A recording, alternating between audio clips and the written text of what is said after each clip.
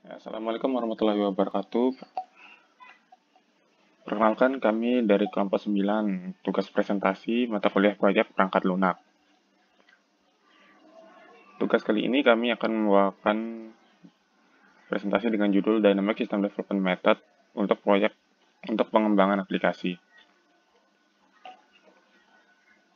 Sebelumnya perkenalkan anggota kelompok kami terdiri dari Ibu Tangga Purnama Widiarta, Rizaldi Rizky Firmansyah, Umbara Diki Pratama, dan Subhan Azizi.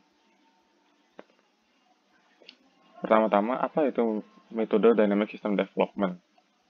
Dynamic System Development Method adalah sebuah kerangka kerja yang mengutamakan keterlibatan pengguna secara berkesinambungan dengan pendekatan pengembangan secara berulang dan bertambah yang menangani proyek secara efektif dan efisien. DSDM memfasilitasi sebuah kerangka kerja untuk mengembangkan fungsi dengan cara yang lebih baik, memberikan fungsionalitas secara efisien dan efektif, dan memenuhi kebutuhan yang nyata dari suatu proyek.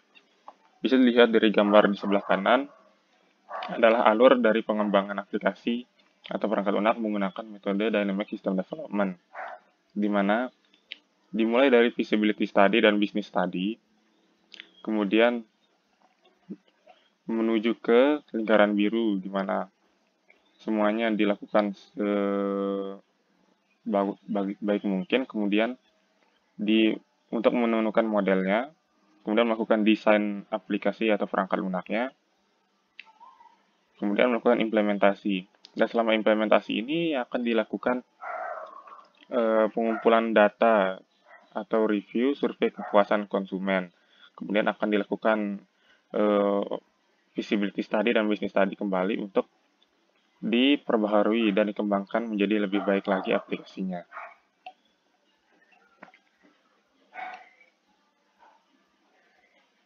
Selanjutnya, karakteristik Dynamic System Development Method akan dijelaskan oleh teman kita, Subhan Azizi. Baik, selanjutnya saya Subhan Azizi akan menjelaskan karakteristik Dynamic System Development Method ini. Di sini setidaknya ada 4 karakteristik dari Dynamic System Development Method. Langsung saja, yang pertama yaitu Dynamic System Development Method ini menyajikan framework untuk melakukan pembuatan serta pemeliharaan sistem dalam waktu yang terbatas melalui penggunaan prototyping yang inkremental dalam lingkungan yang terkondisikan. Jadi di sini Dynamic System Development Method ini telah menyajikan framework untuk melakukan pembuatan serta pemeliharaan suatu sistem dalam waktu yang terbatas atau yang telah ditentukan, atau juga bisa dalam waktu yang singkat melalui penggunaan prototyping yang dilakukan secara inkremental atau increment berulang, yang dimana dalam lingkungannya itu telah dikondisikan sedemikian rupa. Yang kedua yaitu Dynamic System Development ini mempunyai karakteristik yaitu aktivitas feasibility studi atau studi kelayakannya, yaitu dengan melihat kebutuhan, kemudian melakukan pengujian apakah sesuai pada yang digunakan untuk proses DSDM atau Dynamic System Development Method.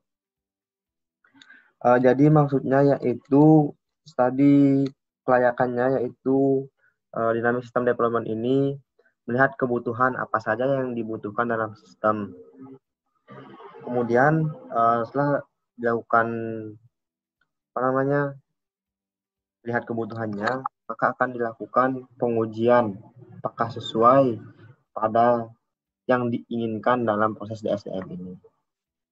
Yang ketiga yaitu aktivitas business study, yaitu melakukan penyusunan kebutuhan fungsional dan informasi, kemudian menentukan arsitektur aplikasi dan identifikasi kebutuhan pemeliharaan aplikasi. Jadi di sini yaitu business study-nya itu melakukan penyusunan kebutuhan fungsional dan informasi. Untuk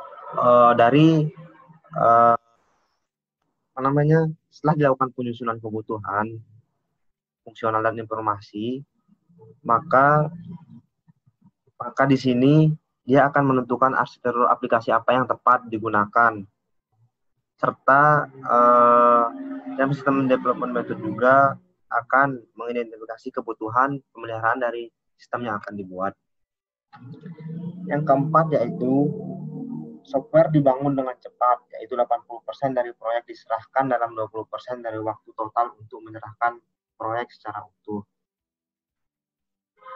Maksudnya di sini yaitu software diserahkan lebih cepat dari waktu yang dikasih. Misalnya kita membuat suatu sistem atau sebuah web. Sistem itu baru jadi 80%. Kemudian sistem itu tersebut diserahkan. Maka baru 20% dari waktu total yang dikasih, kita sudah menyerahkan sistem tersebut. Sekian, terima kasih. Selanjutnya,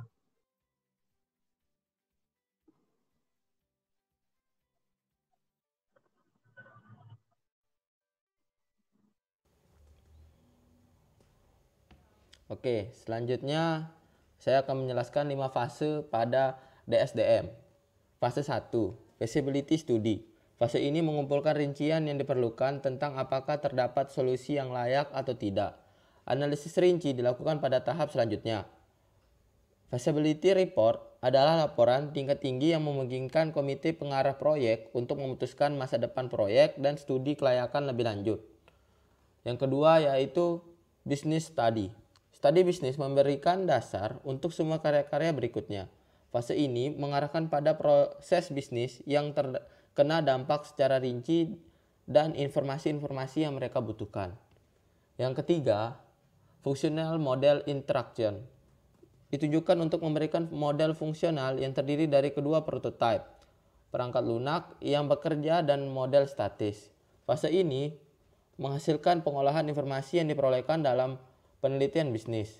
Fase ini menghasilkan model fungsional dan non-fungsional, time box plan, dan fungsional model review record. Yang selanjutnya yaitu yang keempat, design and build interaction. Fase ini menyempurnakan prototipe fungsional yang dikembangkan pada langkah 3 untuk memenuhi kebutuhan fungsional. Pada fase ini, secara utama mengembangkan sistem untuk memenuhi kebutuhan pengguna. Sebuah produk uji coba adalah hasil utama dari fase ini. Dan fase terakhir yang kelima adalah implementation phase. Fase ini meliputi transisi dari lingkungan pengembangan untuk lingkungan operasional. Tujuan utama dari tahap ini adalah untuk menerapkan sistem yang diuji ke dalam lingkungan pengguna dan melatih individu-individu untuk menggunakannya. Sekian dari penjelasan saya, yang kemudian penjelasan kelebihan dan kekurangan akan dilanjutkan oleh teman saya yaitu Iputu Angga Purnama. Kepada Iputu Angga Purnama dipersilakan. Ya, selanjutnya pada slide ini saya Putu Angga Purnama Widyarta akan melanjutkan penjelasan yang telah dijelaskan oleh teman saya.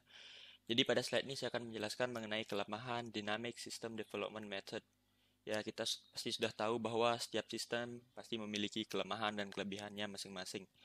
Jadi Dynamic System Development Method ini mempunyai beberapa kelemahan seperti satu, yaitu setiap iterasi sangat memiliki ketergantungan terhadap prototipe sebelumnya.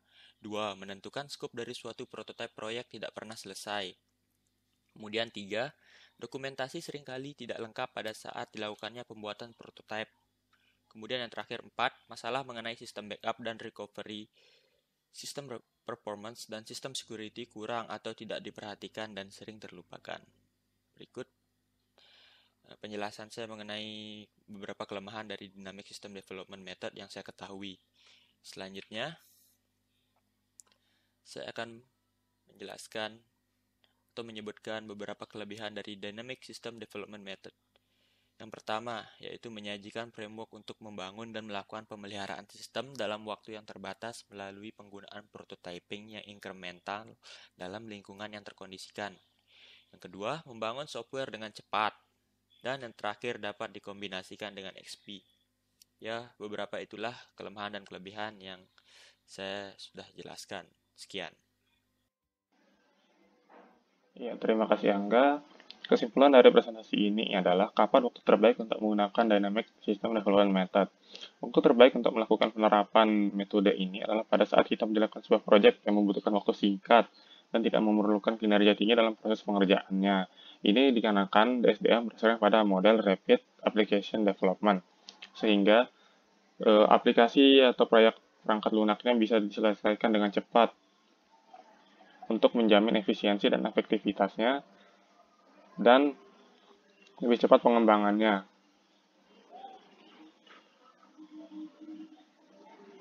Sekian dan terima kasih. Wassalamualaikum warahmatullahi wabarakatuh.